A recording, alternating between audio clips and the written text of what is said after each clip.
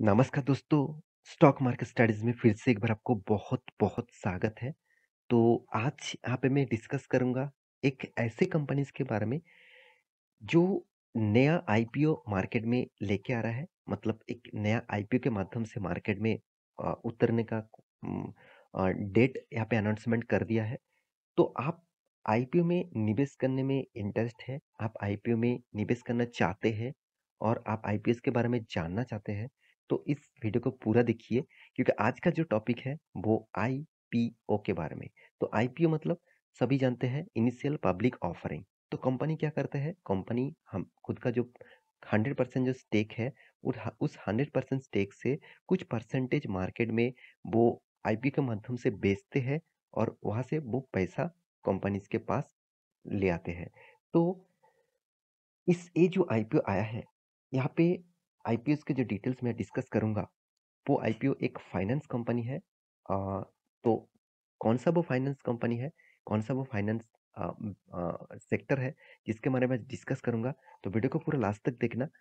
और अभी तक आपने इस चैनल को सब्सक्राइब नहीं किया तो जरूर सब्सक्राइब कर लेना क्योंकि आपको daily basis stock market information updates IPO के बारे में जानना है तो इस चैनल के ऊपर बने रहिए। तो चलो देख लेते हैं आज के आईपीओ के डिटेल्स के बारे में।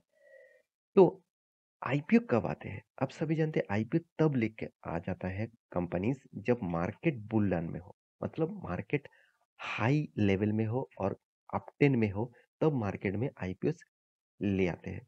तो आईपीएस तो मार्केट में वही टाइम आते हैं। फिर भी क्या बुल रन में आईपीओ आने में कंपनी अच्छा खासा लिस्टिंग गेन देखने को मिलता है?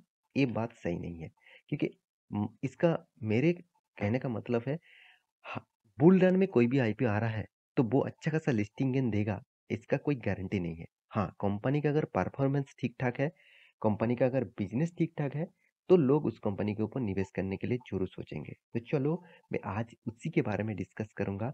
तो आज का जो कंपनी है, आज का जो टॉपिक है, वो एक फाइनेंस कंपनी है, एक बैंकिंग कंपनी बोल सकते हैं।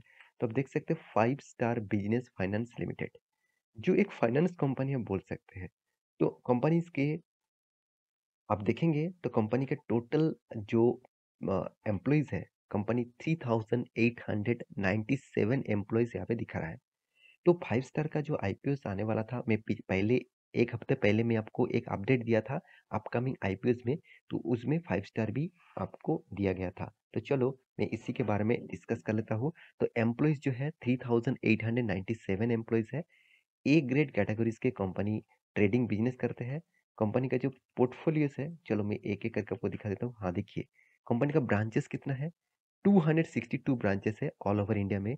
कस्टमर कितना है? करीबन 1,85,000 के कस्टमर है। देखिए उतना बड़ा बैंक नहीं है, छोटा सा फाइनेंस कंपनी है। तो इसलिए कंपनी का कस्टमर बेस भी छोटा है, क्योंकि आप सभी जानते हैं AU bank, AU small finance bank के जैसे ही इस तरीके से कंपनी, इसका रैंकिंग उसी रेंज में है, मतलब उसी लेवल में है। तो कंपनी का और फिगर देखा जाए तो कंपनी देखिए पोर्टफोलियो के हिसाब से कंपनी 44,639 करोड़ का पोर्टफोलियो बना चुके हैं। कंपनीज का एम्प्लॉइज तो मैं पहले ही बता चुका हूँ। अभी कंपनीज के जो लास्ट पॉइंट है वो है कंपनी का डेटा। तो कंपनी का डेटा के हिसाब से बात करूँ तो कंपनी, आप देखेंगे तो कंपनी लोन प्रोवाइड करने में कंपनी बिजनेस करते हैं। यहाँ पे देखिए जो मॉर्गेज लोन है उसके ऊपर भी कंपनी यहाँ पे बिजनेस करते हैं। तो कंपनी देखा जाए तो एक एनबीएफसी टाइप के कंपनी है। तो कंपनी उस सेक्टर से है जिस सेक्टर में कंपनी बिजनेस लोन्स के प्रोवाइड करते हैं, साथ ही साथ कंपनी मॉर्गेज लोन भी प्रोवाइड करते हैं। जहाँ पे company education loan, medical loan, साथ ही साथ आप देखेंगे तो हाउस लोन, तो कोई भी इंस्टीट्यूशन कोई भी लोन, तो इस तरीके से लोन प्रोवाइड करते हैं। और बिजनेस में देखेंगे तो बिजनेस के लिए जो लोन प्रोवाइड किया जाता है उसके ऊपर भी कंपनी सर्विसेज देते हैं। तो कंपनी के डिटेल्स के बारे में बात करूँ तो आप देखेंगे तो 5 स्टार बिजनेस फाइनेंस आईपीओज, देखिए it is non banking financial company, मैं पहले ही बता चुका हूँ एक एनबीएफसी है। तो देखिए register with the Reserve Bank of India, RBI के द्वारा ऑब्वियसली रजिस्टर्ड है। That provide small business loans and small mortgage loans. यहाँ पे देखिए एलिजिबल ब्रो, यहाँ पे देखिए borrowers to meet their businesses and personal needs. तो कंपनीज के स्ट्रेंथ के बारे में बता दूं तो कंपनी 268 ब्रांचेस है, मैं पहले भी आपको दिखा चुका हूँ।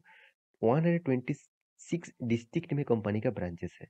तो company approximately 85% of its branches network in Tamil Nadu, Andhra Pradesh and Telangana और कर्नाटका। देखिए जितने सारे एनबीएफसी, जितने सारे फाइनेंस कंपनी बोलिए, जितने सारे बैंकिंग बोलिए, ज़्यादा से ज़्यादा अ, उसका मतलब मेन जो प्लेस है वो है साउथ इंडिया। तो साउथ इंडिया में ज़्यादा से ज़्यादा इसका ब्रांचेस भी देखने को मिलेगा। आप देखेंगे तमिलनाडु, आंध्र प्रदेश, कर्नाटका एंड तेलंगाना। तो इस कुछ जगह पे कंपनी का ब्रांचेस है। कंपनी का टोटल एम्प्लॉइज के बारे में बात करूँ तो 4300 इसका एम्प्लॉइज है। तो कंपनी का फाइनेंशियल डेटा के बारे में बात करूँ तो कंपनी का देखिए फाइनेंशियल डेटा आपको अच्छा खासा देखने को मिलेगा। 2019 से डेटा यहाँ पे अवेलेबल है। 2019 से देखा जाए तो 409 करोड़, उसके बाद 2020 में 787 करोड़ के आसपास, उसके बाद आप देखेंगे तो 1050 करोड़ के आसपास 2021 में हुआ, और 1250-60 करोड़ के आसपास 22 में हुआ। तो कंपनी का जो रिजल्ट है, मतलब रेवेन्यूज है, बहुत अच्छी तरीके से देखने को मिला। एक्सपेंस के बारे में बात करें तो कंपनी का एक्सपेंस भी कंपनी बहुत शानदार तरीके से कम मतलब कंपोज किया। कंपनी जितना इनकम किया उससे कई गुना ज़्यादा कंपनी के एक्सपेंस कम हुआ।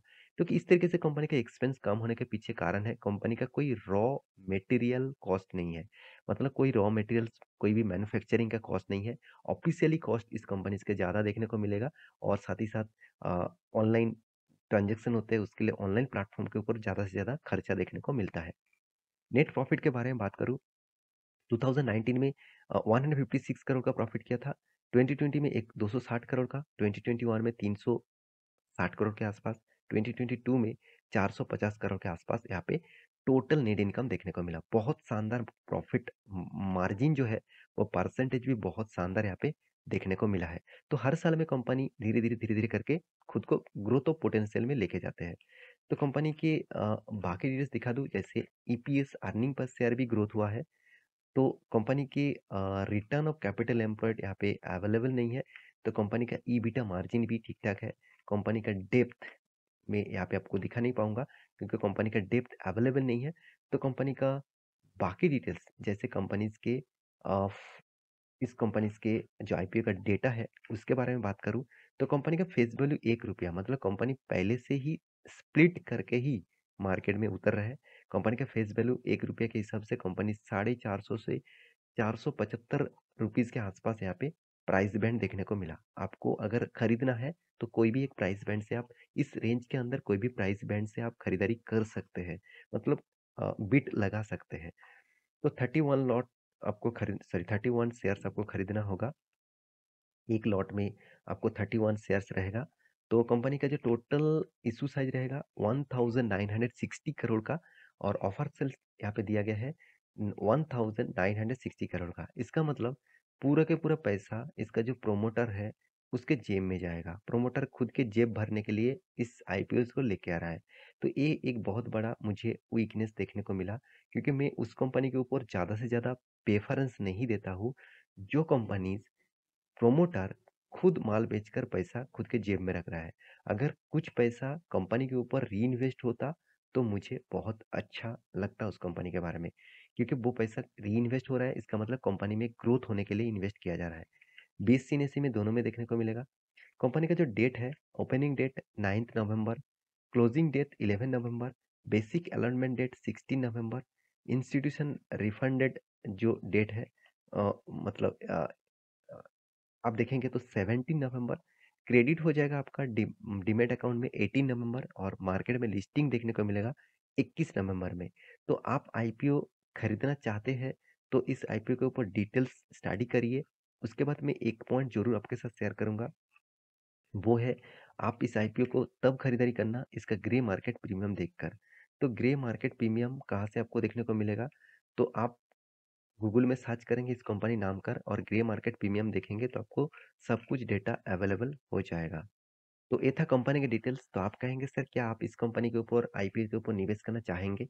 तो मेरे हिसाब से मैं इस कंपनी के ऊपर निवेश नहीं करना चाहूँगा, क्योंकि जो कंपनी का आईपीओ में अगर आईपीओ में कुछ परसेंटेज मतलब हिस्सेदारी कंपनी के ऊपर री इन्वेस्ट किया जाता तो मैं ज़रूर इसके ऊपर सोचता।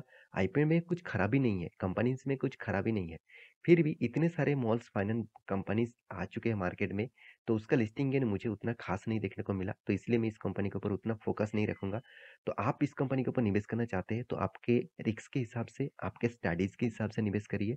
तो मैं ये नहीं कहूँगा कि मैं निवेश नहीं कर रहा हूँ, इसका मतलब आप निवेश नहीं करेंगे, ऐसे बिल्कुल भी मत करिएगा।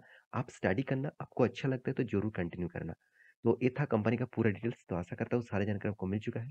मेरे वीडियो कैसा लगा ज़रूर कमेंट करना। इसी तरीके से वीडियो पाने के लिए चैनल को सब्सक्राइब भी करना। मिलते हैं नेक्स्ट नया स्टॉक लेके, तब तक के लिए अच्छे से रहिए, अपना ख्याल रखिए। Bye bye.